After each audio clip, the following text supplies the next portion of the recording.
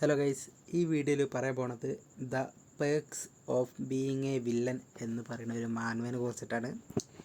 ഇത് മെയിനായിട്ടൊരു ഫോക്കസ് ചെയ്യുക അല്ലെങ്കിൽ റീഡേഴ്സിന് വേണ്ടിയിട്ട് പറയണതെന്ന് വെച്ചാൽ ഒരു ഫാമിലി കുറിച്ചിട്ടുള്ളൊരു സ്റ്റോറിയാണ് നമുക്ക് വേണമെങ്കിൽ പറയാം.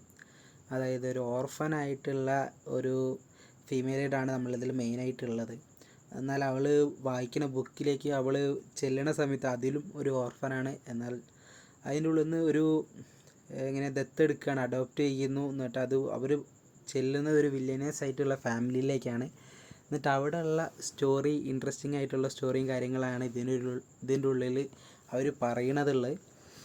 ഇവർ മെയിനായിട്ട് അഡോപ്റ്റ് ചെയ്യണത് ഒരു കല്യാണം മാറ്റി വെക്കുക എന്നുള്ള രീതിയിലാണ്. എന്നാൽ അവർക്ക് ഇവളോടൊരു ഇഷ്ടമായി മാറുക, അങ്ങനെയുള്ള ഒരു രീതിയിലത്തെ ഒരു സ്റ്റോറി ആയിട്ടാണ് ഇതുവരെ വായിച്ചതിൽ വെച്ചിട്ട് മനസ്സിലാക്കാൻ പറ്റിയത്. നല്ല ഇൻട്രസ്റ്റിംഗ് ആയിട്ടുള്ള സ്റ്റോറിയും കാര്യങ്ങളും ഒക്കെ ഇതിൻ്റെ ഉള്ളിലുണ്ട്.